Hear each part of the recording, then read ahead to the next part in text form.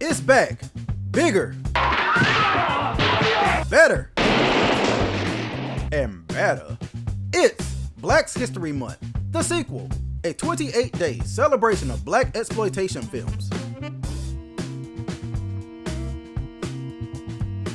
The declining years of the blaxploitation genre was kind of a gift and a curse. On one hand, you had a lot of studios just throwing stuff out there to try to ride the last little bit of wave left for small profits. But on the other hand, it gave some writers and directors a chance to be creative and shift the narrative surrounding black films, since drugs, sex, and violence wasn't selling like it used to.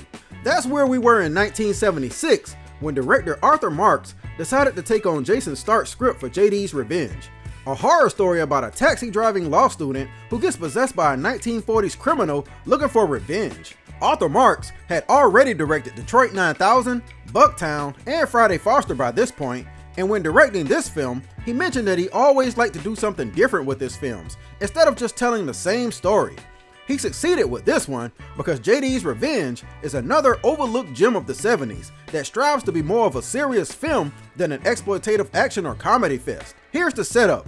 In 1942, J.D. Walker, played by David McKnight, walks in on his sister Betty Jo having a heated conversation with an associate named Theotis, played by Fred Pankert, when all of a sudden, Theotis hauls off and cuts Betty Jo. The slow motion image of her falling and her expression slowly changing is very well done, even though modern HD technology kind of ruins the effect. JD, obviously concerned for his sister, rushes to her aid, but in the process, he gets blood on his hands and is accused by her husband Elijah, played by Lou Gossett Jr., of committing the crime. Why everybody just happened to show up at this meat freezer at the same time in the first place is never explained, but it doesn't even matter once Theotis shoots JD Walker dead, successfully hiding his crime. Fast forward to the present day, and Isaac, aka Ike, played by the great Glenn Turman, fresh off Cooley High, is out on the town, enjoying a show when he's called on stage and hypnotized, during which he's unwittingly possessed by the ghost of J.D. Walker. Now, some people may criticize the fact that it's not explained why this happens, but I like it. In the first Elm Street movie, it's not really explained why Fred Krueger can jump in people's dreams all of a sudden. And if I'm not mistaken, it's not really clear in The Exorcist exactly why Reagan gets possessed. Some things are better and scarier when they aren't explained. It's the "this can happen to anybody" effect, especially considering how much of a tour de force Glenn Turman's performance is in this movie. Quite frankly, this is some of the best character acting I've ever seen, bordering on method acting, because I can just imagine Glenn Turman staying in his JD character 24 hours a day. He literally becomes two people. The movie is kind of slow, since it's more of a psychological horror, but I love the fact that Isaac doesn't just immediately become JD. You really don't know what's wrong with him as an audience at first, and that mirrors what Isaac as a character is feeling. He knows something is wrong, but can't fight what's happening. And JD comes out randomly at the worst possible times.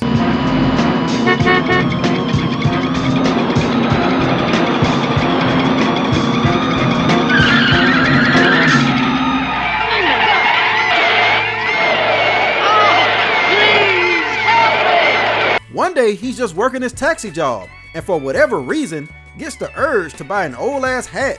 The movie excels at showing you the transformation, rather than telling you in these scenes, and it really doesn't have to say anything for you to get it. Then there's another scene where Isaac starts rubbing his face. See, JD Walker has a scar on his face, so the subtle rub is him feeling for it.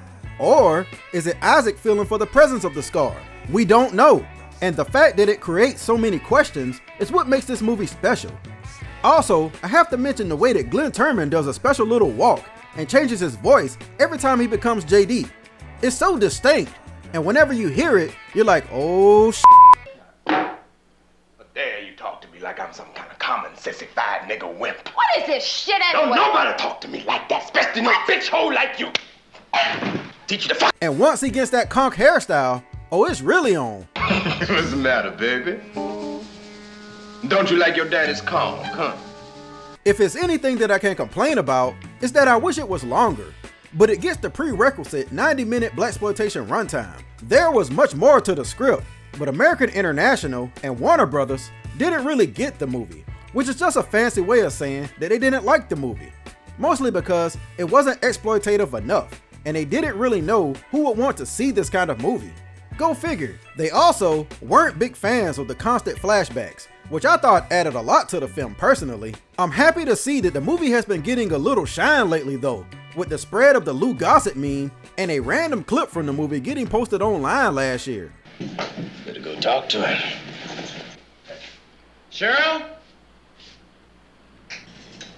Hey, what you doing back so soon, baby? Yeah, that's right.